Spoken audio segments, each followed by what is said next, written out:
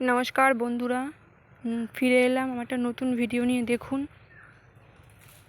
এখন গ্যাসের মধ্যে কড়াইটা বসিয়ে দিয়েছি। কড়াইটা ভালো করে গরম করে নিচ্ছি। আজকে যে রেসিপিটা করব সেটা বাঙালির অত্যন্ত খুবই প্রিয়। দেখুন, কড়াই কিন্তু ভালোভাবে খুব সুন্দর করে গরম হয়ে গেছে। এবার আমি কড়াইয়ের মধ্যে কিছুটা পরিমাণে তেল দিয়ে দিচ্ছি।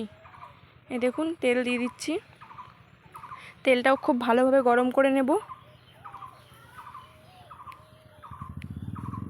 দেখুন, তেলটা কিন্তু খুব ভালোভাবে গরম হয়ে গেছে। এবার আমি এর মধ্যে কিছুটা পরিমাণে লবণ দিয়ে দেব, খুবই সামান্য। দেখুন, খুবই সামান্য লবণ দিয়ে দিয়েছি। এবার লবণটা ভালোভাবে হয়ে গেলে এর মধ্যে আগে থেকে কেটে রাখা আমি আলুগুলো দিয়ে দেবো। আলুগুলো আগে থেকে কেটে রেখেছি এবং ধুয়ে রেখেছি, খুব ভালোভাবে ধুয়ে নিয়েছি। এই দেখুন, এই আলুগুলো এবার আমি দিয়ে দেবো এর মধ্যে। এই দেখুন, আলুগুলো কিন্তু দিয়ে দিচ্ছি। আলুগুলো এবার ভালো করে শুধু লবণ দিয়ে ভাজবো, হলুদ দেবো না। একটু লাল লাল করে ভেজে নেবো, আর ভাজার সময় যেন আলুটা পুরো সেদ্ধ হয়ে যায়। দেখুন, আলুটা কিন্তু খুব ভালো করে ভেজে নিচ্ছি আমি।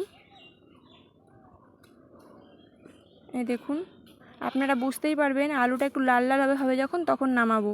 এখনও কিন্তু ভাজা হয়নি, আমি 10 মিনিট মতো আলুটা ভেজে নিয়েছি। এই দেখুন, আগে থেকে লবণ দিয়েছিলাম বলে আলুটা কিন্তু কড়াইয়ের সাথে লেগে যাচ্ছে না।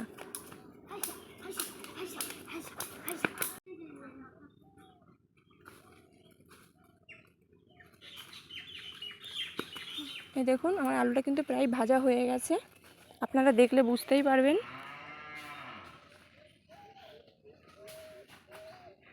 আর একটু হালকা করে ভেজে নেব।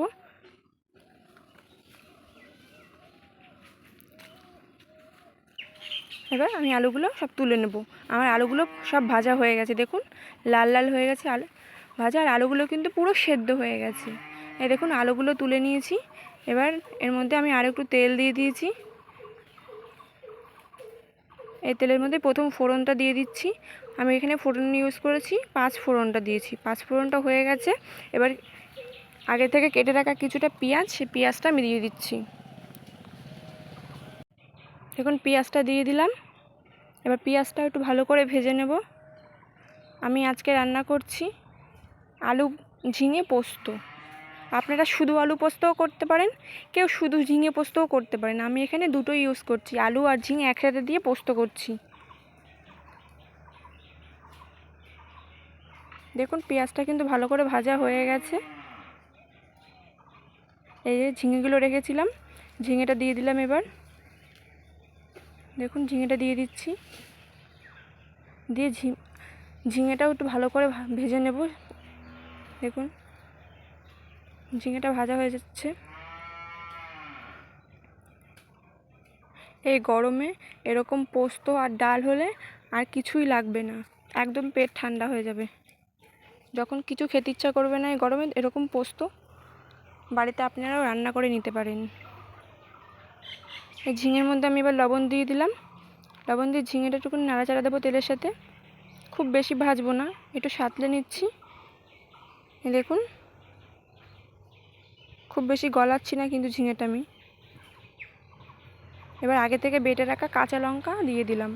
আমি কিন্তু পোস্ততে শুকনো লঙ্কা ইউজ করিনি, কাঁচা লঙ্কা দিয়েছি, আপনারাও কাঁচা লঙ্কা দেবেন। দেখুন, এবার কাঁচা লঙ্কার সাথে ভালো করে কষিয়ে নিয়েছি, যাতে কাঁচা লঙ্কার যে গন্ধটা সেটা চলে যায়। এবার দিয়ে দিলাম আলুগুলো। দেখুন, এবার আলু আর ঝিঙে আর যে মশলাটা দিয়েছি খুব ভালোভাবে কষিয়ে নিচ্ছি আমি। খুব ভালোভাবে কষানো হয়ে যাচ্ছে, একটু সময় নিয়ে কষাতে হবে। আর হাই ফ্লেমে এই রান্নাটা করবেন না, লো ফ্লেমে করবেন। দেখুন, আমি কিন্তু বারবার গ্যাসটা একটু লো ফ্লেমে দিচ্ছি, আবার একটু বাড়িয়ে নিচ্ছি, এভাবে রান্নাটা করছি। আপনারাও সেভাবে করবেন। আর দেখুন, আমি দেখে নিলাম আলুগুলো সেদ্ধ হয়েছে কি না। দেখুন, আলুগুলো কিন্তু পুরো সেদ্ধ হয়ে গেছে। আমি খুন্তি দিয়ে একটু দেখে নিচ্ছিলাম।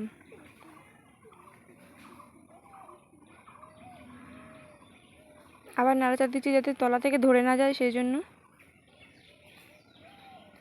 এবার আগে থেকে বেটে রেখেছিলাম কিছুটা পরিমাণে পোস্ত, সেই পোস্তটাই আমি দিয়ে দিচ্ছি। আর এখানে দেখবেন যে দেখাচ্ছে আমি বাঁ হাতে রান্না করছি, বাঁ হাতে না, এটা ব্যাক ক্যামেরায় মনে হচ্ছে বাঁ হাতে, কিন্তু আমি ডান হাতেই রান্নাটা করছিলাম।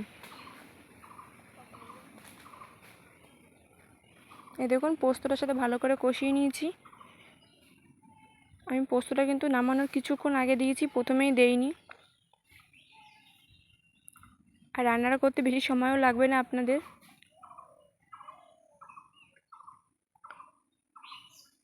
এই দেখুন ঝিঙে থেকে অনেকটাই জল বেরিয়ে গেছে।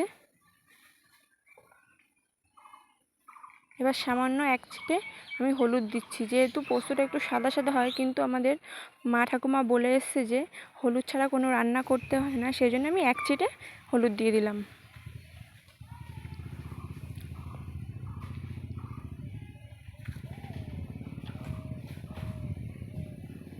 দেখুন আমার কিন্তু রান্নাটা প্রায় হয়ে এসছে।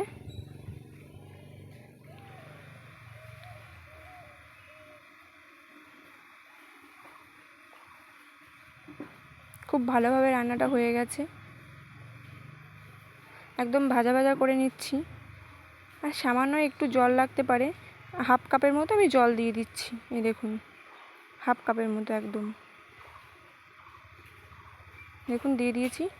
এবার খুব ভালোভাবে ফুটে উঠলেই আমি নামিয়ে নেবো, আর কিছুই দেবো না এর ভিতরে।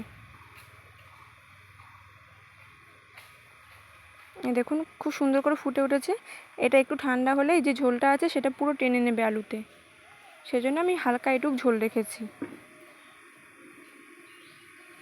আপনারা কিন্তু এইভাবে বাড়িতে রান্না করে দেখতে পারেন, খুব ভালো হয় খেতে। আর এই রান্নাটা কিন্তু আমার শাশুড়ি মায়ের থেকে শেখা। একদম হয়ে গেছে, এবার আমি নামিয়ে নেব। দেখুন যে নামিয়ে নিয়েছি, কত সুন্দর এসছে কালারটা। আর আপনাদের যদি এরকম রান্না ভালো লেগে থাকে আমাকে কমেন্ট করে জানাতে ভুলবেন না। আর আমার চ্যানেলটা সাবস্ক্রাইব করে দেবেন। আপনারা ভিডিও দেখছেন কিন্তু চ্যানেলটা কেউ সাবস্ক্রাইব করছেন না। আজকের জন্য আসি, আবার দেখাবে অন্য কোনো ভিডিওতে।